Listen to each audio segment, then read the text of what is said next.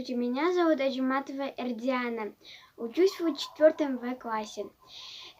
Школа-гимназия имени Пажи Нашанова. Я прочитала рысь.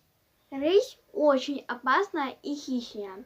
Рысь очень похожа на домашнюю животную кошку.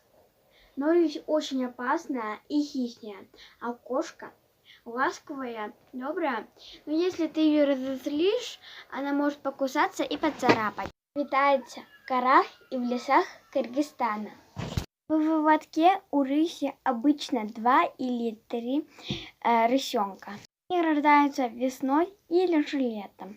Через месяц после рождения рысята становятся довольно агрессивными друг к другу.